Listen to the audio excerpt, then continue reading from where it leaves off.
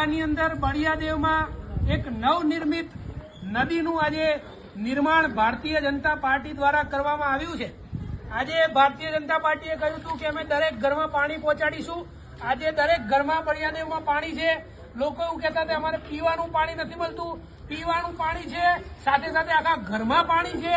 ભ્રષ્ટાચારે માજા મૂકી છે। આજે ભારતીય જનતા પાર્ટીના નેતાઓ કરોડો રૂપિયાનો ભ્રષ્ટાચાર કરી નાખ્યો છે, ત્યારે આજે બળિયાદેવની હાલત આવી છે। આજે લોકો પોતાના ઘરે જવા માટે કેવી રીતે જઈ રહ્યા છે એ આજે આમ આદમી પાર્ટીના નેતાઓ આજે અંદર ઉતરીને બતાવી રહ્યા છે। આજે ભારતીય જનતા પાર્ટીના કોઈ નેતામાં હિંમત હોય તો અહીંયા બાવળાના બળિયાદેવ વિસ્તારમાં આવે અને લોકોને બતાવે કે આજે અમે શું કર્યું છે। આ કામ ભારતીય જનતા પાર્ટીએ ગુજરાતમાં છેલ્લા 30 વર્ષમાં કર્યું છે। આજે તકલીફ અને વેદના એ છે કે ભારતીય જનતા પાર્ટીના નેતાઓ અભણ છે તો બધાને ખબર છે, પરંતુ જે નેતાઓ ભણેલા ગણેલા છે એ પણ તાળીઓ વગાડે છે। ત્યારે હવે ભારતીય જનતા પાર્ટીનું કામડાઉન શરૂ થઈ ગયું છે।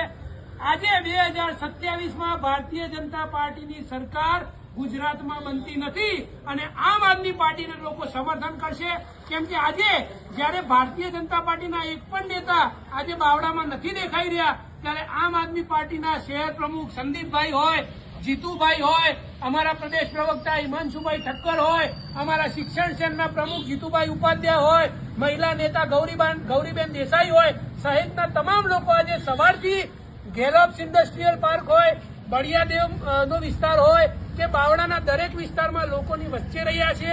આજે અહીંયા રહેતા લોકોને આજે કમ્યુનિટી હોલમાં શિફ્ટ કરવા પડ્યા છે। આજે કોઈ ખાવાની સુવિધા નથી, ના એમના બાળકોની સ્કૂલ બંધ છે, ઘરડા માણસોને જે તકલીફ છે, મેડિકલ હિસ્ટ્રી છે, એમનો કોઈ ઇલાજ ભારતીય જનતા પાર્ટીના નેતાઓ દ્વારા કરવામાં આવ્યો નથી। ત્યારે આજે આ ગુજરાતના આજે બાવળા લેકમાં આપ સૌનું હું સ્વાગત કરું છું અને ગુજરાતનો વિકાસ આજે બાવળા સહિત સમગ્ર ગુજરાતને બતાવવા માંગુ છું।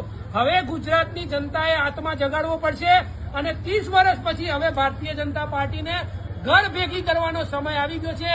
જય જય ગરવી ગુજરાત, જય હિન્દ।